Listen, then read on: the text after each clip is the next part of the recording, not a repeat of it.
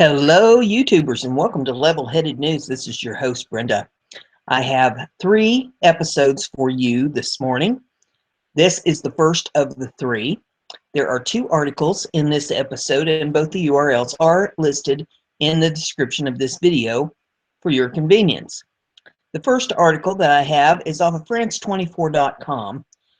It says, students killed and scores injured in northern Italy bus crash. The bus carrying Hungarian school students home from a trip to France slammed into a highway barrier in northern Italy and caught fire, killing at least 16 people, police said on Saturday. 39 people survived, though some were seriously injured. No other vehicles were involved in the crash, and it wasn't clear why the bus crashed into the overpass support column on the highway near Verona just before midnight, said Police Commander Laquitani. I believe that's how that's pronounced. The bus was returning to Budapest with students aged 15 to 17. The impact of the crash was so strong that some passengers were thrown out of the bus, RAI state radio said. 16 badly burned bodies were pulled from the wreckage. Of the 39 survivors, 26 were injured, some seriously, Laquante said. The 13 who didn't need medical attention were resting at the highway police station, he said. In Budapest, the foreign ministry said official information was that there were 54 passengers, including adults, accompanying the students and 2 drivers aboard, but it believes the actual number was higher for reasons yet to be determined. Second story that I have here for you is also off of France 24. It is an update on the avalanche that I reported on a couple days ago. It says all missing children found alive in the avalanche hit hotel and city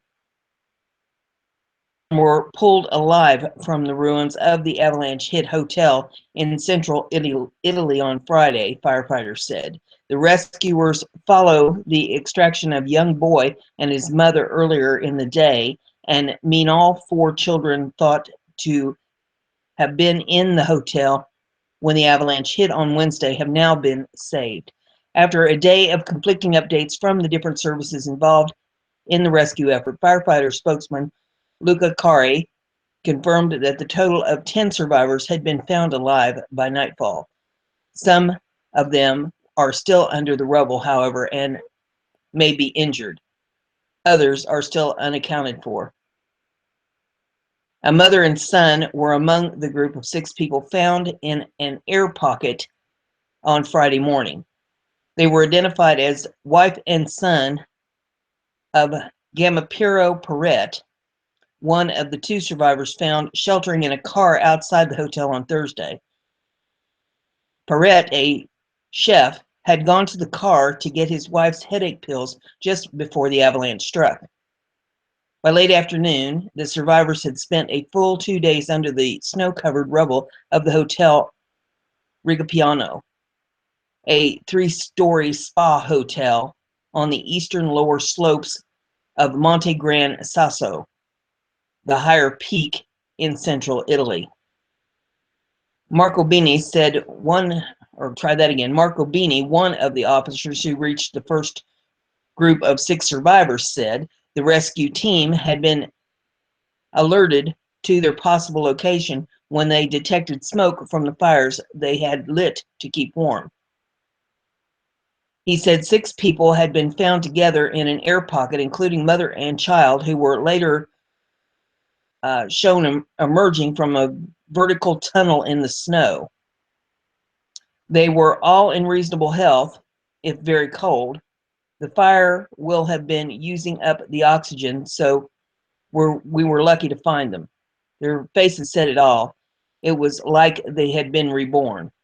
A video released by firefighters showed the Perret's son, thought to be 7, emerging into the air to cheers and friendly hair ruffles from firefighters.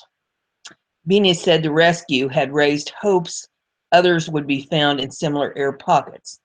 The snow will have prevented anyone inside from getting too cold, It isolates like an igloo, he said.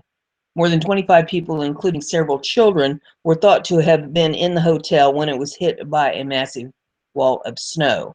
Revised estimates on Friday suggested the total could have been as high as 34. Most of the guests were waiting to leave when the avalanche struck late Wednesday afternoon. They had decided to leave after earthquakes in the region earlier in the day, but the heavy snow blocked roads and delayed their transport. Scores of mountain police, firefighters, and other emergency personnel were deployed at the hotel.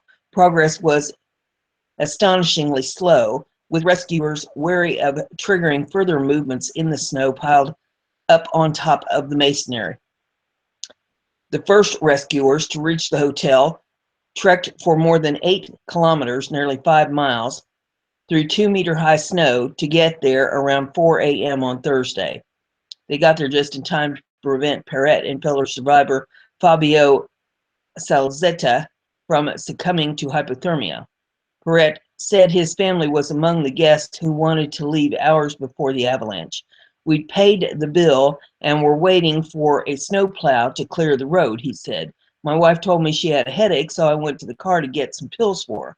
As soon as I got out, I felt this wind and then deafening noise of trees cracking, trunks cascading down the hillside.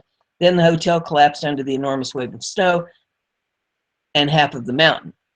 My car was the only thing that escaped by a few centimeters. The National Civil Protection Agency said 4 people had died as a result of the quake, not counting those at the hotel. So there you have that information. If you like what I'm doing here, give it a thumbs up and let me know. Don't forget to share this on your social media so everybody gets to hear the news. If you haven't subscribed yet, please do. There's a little button beside that subscription button that looks like a bell. And if you click on that, a little box pops up and you can check that box. And every time I do a show, you'll get an email alert about it. That way you'll stay informed. We'll see you in the next one.